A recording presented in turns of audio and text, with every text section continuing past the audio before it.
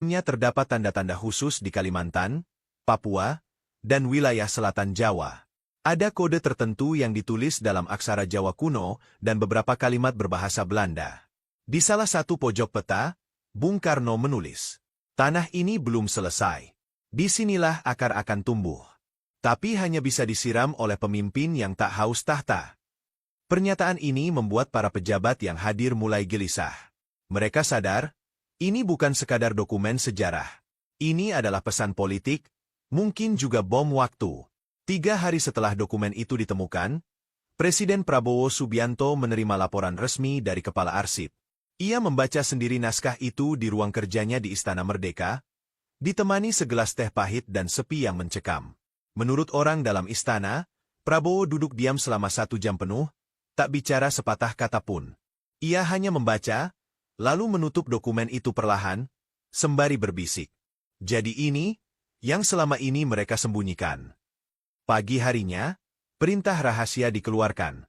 Beberapa lokasi yang tercantum dalam peta Soekarno mulai diamankan secara diam-diam oleh pasukan elit.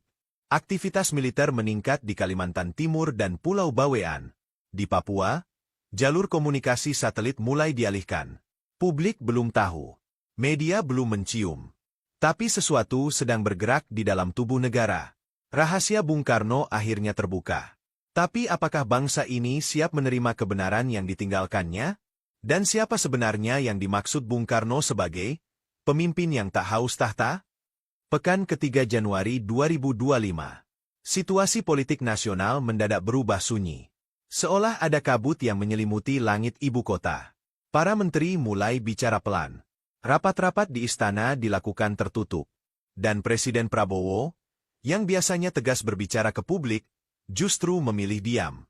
Yang tak diketahui publik, Presiden telah membentuk satu tim kecil yang hanya terdiri dari 7 orang. Tim ini disebut secara internal sebagai Satuan 7 Penjaga Naskah.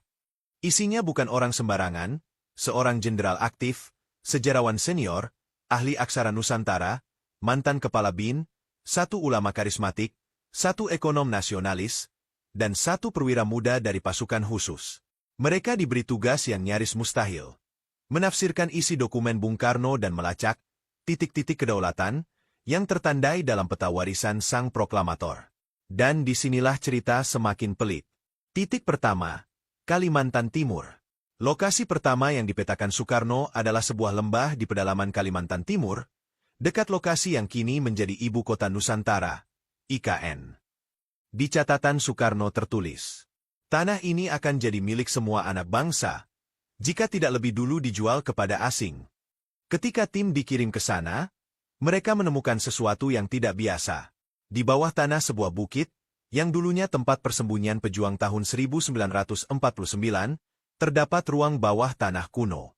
Di dalamnya ada dokumen-dokumen perjanjian, sebagian ditulis tangan oleh para pejuang lokal, menyebutkan bahwa emas, batu bara, dan sumber daya lain hanya boleh dikelola oleh koperasi rakyat. Tapi dokumen itu tidak pernah sampai ke pusat. Hilang, dan kini ditemukan kembali.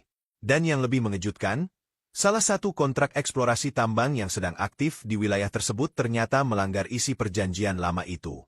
Presiden Prabowo langsung memerintahkan penghentian proyek sementara.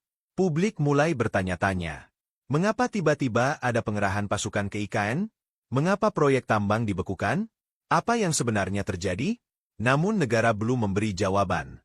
Titik kedua, Selatan Jawa Laut Kidul. Titik kedua mengarah ke Samudera Hindia. Bung Karno menggambarkannya sebagai pintu selatan Nusantara yang tak terlihat. Di peta tua itu, ditandai dengan simbol gelombang dan sebuah catatan yang misterius. Di sini aku titipkan satu amanah, bukan pada manusia, tapi pada penjaga samudera. Tim penjaga naskah mengirim ekspedisi laut, dipimpin langsung oleh perwira muda dari Kopassus. Mereka menyusuri koordinat